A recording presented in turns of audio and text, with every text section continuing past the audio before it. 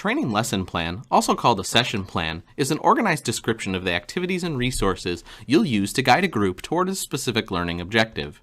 A lesson plan is a written record of training. It includes essential content that you've identified to meet learning objectives.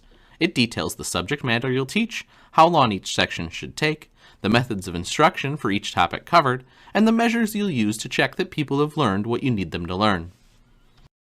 To develop a lesson plan, it's useful to use a standard lesson plan template.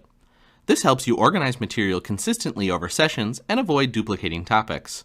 The following 4 steps will walk you through the development of a lesson plan using a helpful template as your guide. Note that there are hundreds of options when it comes to lesson plan templates. Consider Greg's lesson plan template the resource followed in this guide. This template has been proven to easily organize content, provide facilitators with the information they need to know, and deliver a great session. Always feel free to tweak the template to your needs. First, we'll develop a course title. Creating powerful, attention-grabbing course titles may seem like an easy feat. However, creating course titles that attract the right audience and give them clear and concise glimpses and benefits to what they'll receive in a training course can be a challenge. Without even looking at your course description, anyone should be able to quickly and concisely understand what to expect and how your course will help them solve their real-world challenges. Here are some tips that you can use when creating course titles. 1. Make your audience a promise. There's a famous line from a movie that also appears to serve as a great tip for creating course titles. Make them an offer they can't refuse. Provide them with the opportunity that they simply can't pass up through your course title. 2. Create a sense of intrigue. We humans are curious creatures. If something is mysterious or only gives us a small glimpse into a topic, we usually want to know more. Number 3. Give them a remedy for their need. Learners viewing your course title and description have one thing in common. Whether they want to develop their professional skill set or learn more about a topic that interests them, they all have an educational need. Number 4. Be as descriptive as possible without being verbose. One of the most challenging things about creating a course title is not figuring out what it can offer your learners, but whittling it down so that it's clear and concise as possible. You need to walk the fine line between being descriptive and being verbose, since potential learners will only be glancing over a course description or a course title for a brief moment. Number 5. Think about the context. If you're developing a course that only appeals to certain individuals, such as one that's intended for staff members in a particular department, then consider the context in creating your course title. For example, if you're designing an online training course that deals with technical support skills, rather than creating a title like Technical Support for Beginners, you might want to opt for Technical Support for Customer Service Enhancement. Number 6. Don't sacrifice clarity for creativity. It can be tempting to go overboard when creating a course title. You may want to be as innovative and unique as possible, but you should never sacrifice clarity for the sake of creativity. Number 7. Get them excited about learning. Last but certainly not least, you need to generate excitement with your course titles.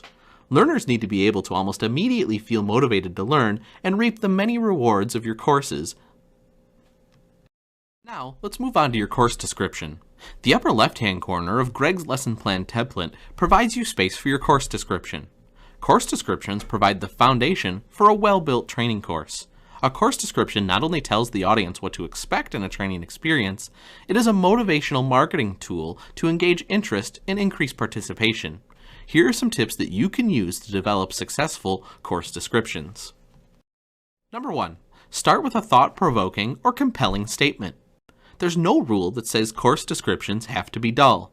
In fact, why not open your course description with an attention-grabbing statement or a question that encourages your potential learners to think about how a particular course might benefit them in the real world? Number 2. Include keywords that are relevant and engaging. When learners are looking for a course that's going to offer them a skill set or knowledge they need, they're probably going to be searching for specific keywords. This is particularly true for online searches, such as potential learners who are using Google to look for an online course, or searching a course catalog in their organizational or academic university. 3. Avoid complicated vocabulary or industry-specific jargon. It's usually unwise to use an abundance of complex words, technical jargon, or slang when creating your course description. For example, if you include words like hands-on or interactive course in the description, these might be too vague for potential learners. Not to mention, they can mean many different things to different people. 4. Use action words or phrases. Learners aren't drawn to a course description to just tell them what they're going to learn. They'll need something more engaging, exciting, and interactive. What they're looking for is action words or phrases that will get them motivated to learn. Use words like explore or discover in order to make them feel as though they're active participants in the course experience.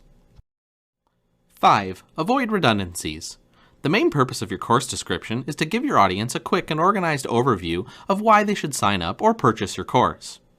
While the course title should convince them to read the description should make them want to learn more about the course itself by continuing on to the syllabus or the course overview or registering for the course itself. 6. Keep it short and simple. One of the most helpful course description tips I can share with you is to keep it concise, short, and straightforward. Ideally, you want your course description to be less than 130 words, as readers usually won't have the time or take the time to read a more lengthy description, even if it's interesting and exciting. And 7th and finally, address them directly. When readers are reading your course description, they ultimately want to feel as though you're speaking to them. Rather than writing your course description in the third person, such as students of this course, address them directly by using you or implied throughout your old content. By doing this, you'll form a connection with them and they will be able to better picture themselves taking your course. The next step of developing your lesson plan is creating your learning objectives. The upper right-hand corner of Greg's lesson plan template provides you space for your learning objectives. Generally, learning objectives are written in terms of learning outcomes. What do you want your trainees to learn as a result of your lesson? Follow this 3-step formula for creating great learning objectives. Step 1. Create a STEM. The STEM identifies the context of the learning outcome. Think about the STEM as preparing the learner to know what to expect and when. Some STEM examples include, after completing the lesson, the student will be able to, or after this unit, the student will have. Step 2. Add an action verb. Add an action verb to identify the learning action that will take place. Action verbs might include analyze, recognize, compare, provide, list, etc. Step 3. Identify the actual product, process, or outcome. Once you have a STEM and a verb, determine the actual product, process, or outcome of your learning.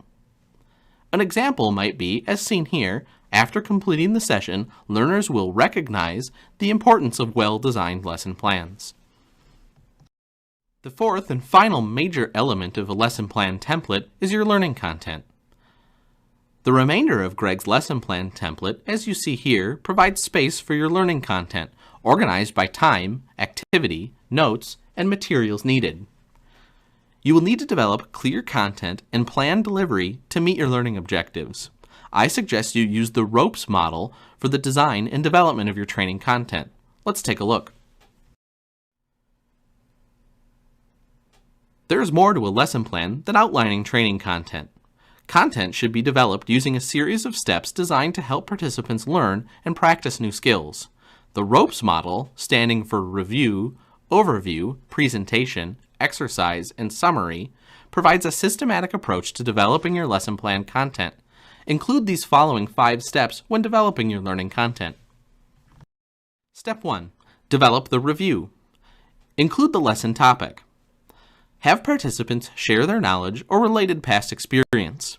Recognize potential resources and possible obstacles within the group. Step 2. Develop the overview. Summarize and organize the activities that will occur in your lesson. Your content will focus on a few central ideas or skills. You'll provide an overview of these essential and related concepts for your learning objectives. List your key topics and their related concepts and group them together. Establish why it's important for participants to learn that training content. Step 3. Develop the presentation. Once you have a general idea of what you'll need to cover, draft your presentation content. List all of the points you'll need to cover in the order in which you need to cover them. Use the tell then show training approach. Tell the participants what they need to know and then show them how to do it. It's best to use several different presentation approaches to keep learners engaged and to appeal to people with different learning styles. Consider using a myriad of training methods outlined in your resources when it comes to training and development. Once you've decided which training methods to use, note them in your template. Step 4. Develop the exercise. Develop methods for participants to practice what they've learned. Make sure you provide feedback on their performance. Build in learning checks, question and answer sessions, and include engagement and interaction in your template. Step 5. Develop the summary. Finally, summarize the learning, stressing critical points related to your learning objectives. Provide an avenue to answer participant questions. Discuss how participants will apply their newly learned skills. Use this 5-step ROPES model to develop your learning content. This will provide you the foundation for developing a great lesson plan. Now, go develop that lesson plan using Greg's lesson plan template.